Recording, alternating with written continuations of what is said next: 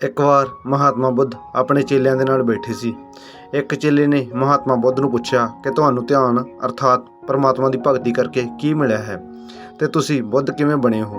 ਮੈਂ ਜਾਣ ਸਕਦਾ ਹਾਂ, ਮੈਂ ਵੀ ਤੁਹਾਡੇ ਵਰਗਾ ਬਣਨਾ ਚਾਹੁੰਦਾ ਹਾਂ।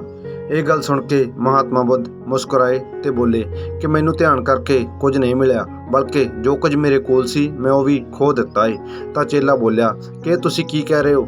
ਮੈਂ ਤਾਂ ਸਭ ਨੂੰ ਕਹਿੰਦੇ ਸੁਣਿਆ ਏ ਕਿ ਤੁਹਾਨੂੰ ਬ੍ਰਹਮ ਗਿਆਨ ਦੀ ਪ੍ਰਾਪਤੀ ਹੋਈ ਹੈ, ਤੇ ਐਸਾ ਵੀ ਕੀ ਏ ਜੋ ਤੁਸੀਂ ਖੋ ਦਿੱਤਾ ਏ? ਤਾਂ ਮਹਾਤਮਾ ਬੁੱਧ ਕਹਿਣ ਲੱਗੇ ਕਿ ਮੈਂ ਉਦਾਸੀ, ਚਿੰਤਾ, ਬੁਢਾਪੇ ਦਾ ਡਰ, ਮੌਤ ਦਾ ਡਰ, ਕਾਮ, ਕ੍ਰੋਧ, ਲੋਭ, ਮੋਹ, ਹੰਕਾਰ ਨੂੰ ਖੋ ਦਿੱਤਾ ਏ। ਇਹ ਕੁਝ ਐਸੀਆਂ ਚੀਜ਼ਾਂ ਹਨ ਜਿਨ੍ਹਾਂ ਦੇ ਬਿਨਾਂ ਇਨਸਾਨੀ ਜੀਵਨ ਅਧੂਰਾ ਹੈ। ਇਹ ਚੀਜ਼ਾਂ ਹਰ ਕਿਸੇ ਨੂੰ ਮਿਲਦੀਆਂ ਹਨ, ਕੋਈ ਵੀ ਇਹਨਾਂ ਦੇ ਬਿਨਾਂ ਇਨਸਾਨ ਬਣਿਆ ਨਹੀਂ ਰਹਿ ਸਕਦਾ। ਜੇਕਰ ਇਹ ਸਾਰੀਆਂ ਚੀਜ਼ਾਂ ਸਾਡੇ ਜੀਵਨ ਵਿੱਚ ਨਾ ਹੋਣ ਤਾਂ ਤੁਸੀਂ ਮੇਰੀ ਤਰ੍ਹਾਂ ਬਣ ਜਾਓਗੇ। ਜੇਕਰ ਤੁਸੀਂ ਇਹ ਸਭ ਖੋਣਾ ਚਾਹੁੰਦੇ ਹੋ ਤਾਂ ਇਸ ਦੇ ਲਈ ਇੱਕੋ ਇੱਕ ਹੀ ਤਰੀਕਾ ਹੈ ਕਿ ਤੁਸੀਂ ਆਪਣੇ ਹਿਰਦੇ ਨੂੰ ਪਵਿੱਤਰ ਕਰੋ ਤੇ ਚੰਗੇ ਆਚਰਣ ਦੇ ਮਾਰਗ ਤੇ ਚੱਲੋ। ਇਹੀ ਸਭ ਤੋਂ ਸਰਵਸ਼੍ਰੇਸ਼ਟ ਹੈ। ਜੇਕਰ ਆਚਰਣ ਚੰਗਾ ਹੋਵੇਗਾ ਤਾਂ ਤੇਰੀਆਂ ਭਾਵਨਾਵਾਂ ਵੀ ਚੰਗੀਆਂ ਹੋਣਗੀਆਂ।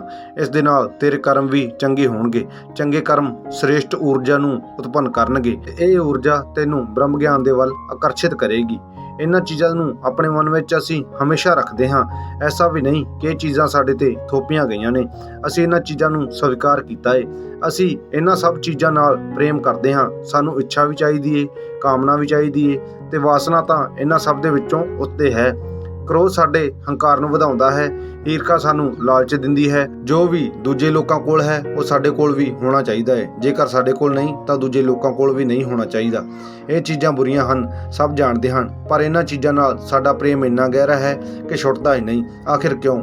ਜਦੋਂ ਵੀ ਤੁਹਾਡੇ ਹੰਕਾਰ ਨੂੰ ਸੱਟ ਲੱਗਦੀ ਹੈ ਤਾਂ ਤੁਸੀਂ ਕ੍ਰੋਧਿਤ ਹੋ ਜਾਂਦੇ ਹੋ, ਕਿਉਂਕਿ ਦੂਜਿਆਂ ਦੇ ਕੋਲ ਐਸਾ ਕੁਝ ਹੈ ਜੋ ਤੁਹਾਡੇ ਕੋਲ ਨਹੀਂ, ਤੇ ਉਹਨਾਂ ਨੂੰ ਦੇਖ ਕੇ ਤੁਸੀਂ ਦੁਖੀ ਹੋ ਜਾਂਦੇ ਹੋ ਕਿਉਂਕਿ ਤੁਸੀਂ ਉਹਨਾਂ ਚੀਜ਼ਾਂ ਨੂੰ ਨਹੀਂ ਦੇਖ ਪਾਉਂਦੇ ਜੋ ਤੁਹਾਡੇ ਕੋਲ ਹਨ।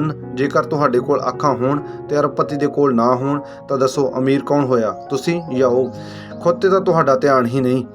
ਬਸ ਬੇਵਜ੍ਹਾ ਇੱਕ ਹੀ ਗੱਲ ਤੇ ਅਸੀਂ ਦੁੱਖ ਦਾ ਜ਼ਿੰਦਗੀ ਭਰ ਰੋਣਾ ਰੋਂਦੇ ਰਹਿੰਦੇ ਹਾਂ। ਇੱਕ ਹੀ ਦੁੱਖ ਵਿੱਚ ਅਸੀਂ ਰੋਜ਼ ਜਿਉਂਦੇ ਹਾਂ। ਜਦੋਂ ਇੱਕ ਖੁਸ਼ੀ ਨੂੰ ਯਾਦ ਕਰਕੇ ਬਾਰ-ਬਾਰ ਖੁਸ਼ ਨਹੀਂ ਹੋਇਆ ਜਾ ਸਕਦਾ ਤਾਂ ਫਿਰ ਇੱਕ ਹੀ ਦੁੱਖ ਨੂੰ ਆਪਣੀ ਜ਼ਿੰਦਗੀ ਕਿਉਂ ਬਣਾਇਆ ਜਾਵੇ? ਇਹ ਦੁੱਖਾਂ ਤੋਂ ਛੁਟਕਾਰਾ ਪਾਉਣ ਦਾ ਇੱਕ ਹੀ ਤਰੀਕਾ ਹੈ ਕਿ ਅਸੀਂ ਆਪਣੇ ਅੱਜ ਵਿੱਚ ਜੀਏ। ਸੁੱਖ ਦੁੱਖ ਤਾਂ ਆਉਂਦੇ ਜਾਂਦੇ ਰਹਿੰਦੇ ਹਨ।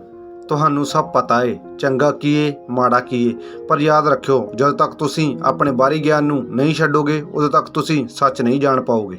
ਹੁਣ ਪ੍ਰਸ਼ਨ ਉੱਠਦਾ ਹੈ ਕਿ ਬਾਹਰੀ ਗਿਆਨ ਕੀ ਹੈ? ਅੱਜ ਤੱਕ ਤੁਸੀਂ ਜੋ ਵੀ ਸਿੱਖਿਆ, ਜੋ ਵੀ ਜਾਣਿਆ, ਉਸ ਦੇ ਵਿੱਚੋਂ 99% ਬਾਹਰੀ ਗਿਆਨ ਹੈ।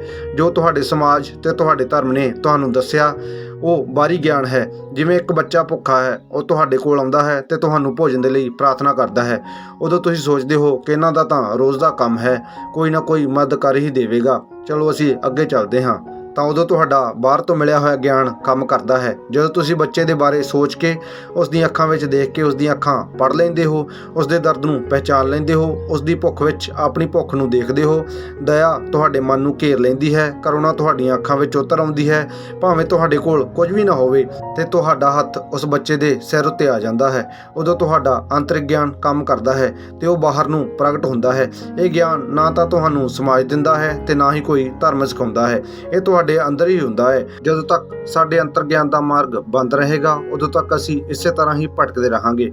ਅੰਤਰ ਗਿਆਨ ਤੱਕ ਪਹੁੰਚਣ ਦੇ ਲਈ ਸਾਨੂੰ ਆਪਣੇ ਮਨ ਦੇ ਵਿੱਚ ਦਇਆ, ਕਰੁਣਾ, ਪਰਉਪਕਾਰ ਵਰਗੀਆਂ ਭਾਵਨਾਵਾਂ ਨੂੰ ਉਜਾਗਰ ਕਰਕੇ ਆਪਣੇ ਕਰਮਾਂ ਵੱਲ ਧਿਆਨ ਦੇਣਾ ਹੋਵੇਗਾ। ਅਸੀਂ ਤਾਂ ਹੀ ਥੋੜ੍ਹਾ ਜਿਹਾ ਅੱਗੇ ਵੱਧ ਪਾਵਾਂਗੇ। ਤੇ ਕੀ ਅਸੀਂ ਇੰਨਾ ਵੀ ਨਾ ਕਰ ਪਾਵਾਂਗੇ? ਕਈ ਵਾਰ ਕੀ ਹੁੰਦਾ ਹੈ ਕਿ ਕੁਝ ਲੋਕ ਆਤਮ ਹੱਤਿਆ ਕਰ ਲੈਂਦੇ ਨੇ ਕਿਉਂਕਿ ਉਹ ਇਹ ਜਾਣ ਹੀ ਨਹੀਂ ਪਾਉਂਦੇ ਕਿ ਉਹ ਕੀ ਕਰ ਰਹੇ ਨੇ ਤੇ ਕਿਉਂ ਕਰ ਰਹੇ ਨੇ। ਦੁਨਿਆਵੀ ਲੋਕ ਲਾਲਚ ਦੀ ਮਜ਼ਬੂਤ ਡੋਰ ਨਾਲ ਬੰਨੇ ਹੋਏ ਨੇ ਤੇ ਪ੍ਰੇਮ ਦਾ ਧਾਗਾ ਪਤਲਾ ਹੁੰਦਾ ਹੈ, ਉਹਨਾਂ ਨੂੰ ਦਿਖਾਈ ਨਹੀਂ ਦਿੰਦਾ, ਜੋ ਕਦੇ ਵੀ ਟੁੱਟ ਸਕਦਾ ਹੈ ਤੇ ਅਸੀਂ ਇਸ ਨੂੰ ਤੋੜ ਵੀ ਦਿੰਦੇ ਹਾਂ ਕਿਉਂਕਿ ਸਾਡਾ ਪ੍ਰੇਮ ਲਾਲਚ ਨਾਲ ਜੁੜਿਆ ਹੋਇਆ ਹੈ।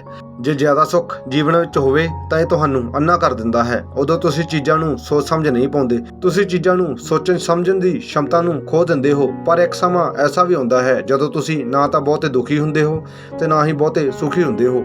ਉਦੋਂ ਤੁਹਾਡੇ ਸੋਚਣ ਸਮਝਣ ਦੀ ਸ਼ਮਤਾ ਸਭ ਤੋਂ ਜ਼ਿਆਦਾ ਹੁੰਦੀ ਹੈ। ਉਦੋਂ ਤੁਸੀਂ ਛੋਟੀਆਂ-ਛੋਟੀਆਂ ਚੀਜ਼ਾਂ ਤੇ ਧਿਆਨ ਦਿੰਦੇ ਹੋ। ਜਿਵੇਂ ਤੁਸੀਂ ਆਪਣੇ ਕਰਮਾਂ ਵੱਲ ਧਿਆਨ ਦਿੰਦੇ ਹੋ, ਸਮੱਸਿਆ ਤੇ ਸਮਾਧਾਨ ਵੱਲ ਧਿਆਨ ਦਿੰਦੇ ਹੋ। ਉਦੋਂ ਤੁਸੀਂ ਸਥਿਰ ਹੋ ਜਾਂਦੇ ਹੋ, ਯਾਨੀ ਸੁੱਖ ਦੁੱਖ ਵਿੱਚ ਇੱਕ ਸਮਾਨ ਹੋ ਜਾਂਦੇ ਹੋ। ਜੋ ਇਨਸਾਨ ਸੁੱਖ ਦੁੱਖ ਵਿੱਚ ਸਥਿਰ ਹੋ ਜਾਂਦਾ ਹੈ ਤੇ ਉਹੀ ਇਨਸਾਨ ਅੰਤਰ ਗਿਆਨ ਦੇ ਮਾਰਗ ਤੇ ਅੱਗੇ ਵੱਧ ਸਕਦਾ ਹੈ। ਇਹ ਸੁਣ ਕੇ ਚੇਲੇ ਨੇ ਕਿਹਾ ਕਿ ਹੇ ਮਹਾਤਮਾ, ਮੈਂ ਜਾਣ ਗਿਆ ਹਾਂ। ਮੈਂ ਆਪਣੇ ਬੰਧਨਾਂ ਨੂੰ ਦੇਖ ਲਿਆ ਹੈ, ਇਹਨਾਂ ਬੰਧਨਾਂ ਦੇ ਪਰਿਣਾਮਾਂ ਨੂੰ ਵੀ ਮੈਂ ਦੇਖ ਲਿਆ ਹੈ। ਹੁਣ ਮੈਂ ਵੀ ਚੰਗੇ ਆਚਰਣ ਨੂੰ ਅਪਣਾ ਕੇ ਸਥਿਰ ਰਹਿਣ ਦੀ ਕੋਸ਼ਿਸ਼ ਕਰਾਂਗਾ ਤੇ ਕਾਮਯਾਬ ਹੋਵਾਂਗਾ ਤੇ ਬ੍ਰਹਮ ਗਿਆਨ ਵੱਲ ਆਕਰਸ਼ਿਤ ਹੋ ਜਾਵਾਂਗਾ। ਸੋ ਦੋਸਤੋ, ਤੁਹਾਨੂੰ ਕਹਾਣੀ ਕਿਸ ਤਰ੍ਹਾਂ ਦੀ ਲੱਗੀ ਕਮੈਂਟ ਕਰਕੇ ਜ਼ਰੂਰ ਦੱਸਿਓ। ਜੇ ਚੰਗੀ ਲੱਗੀ ਤਾਂ ਅੱਗੇ ਸ਼ੇਅਰ ਵੀ ਜ਼ਰੂਰ ਕਰਿਓ। ਜਲਦੀ ਮਿਲਦੇ ਹਾਂ ਇੱਕ ਨਵੀਂ ਮੋਟੀਵੇਸ਼ਨਲ ਵੀਡੀਓ ਦੇ ਨਾਲ। ਤਦ ਤੱਕ ਲਈ ਧੰਨਵਾਦ।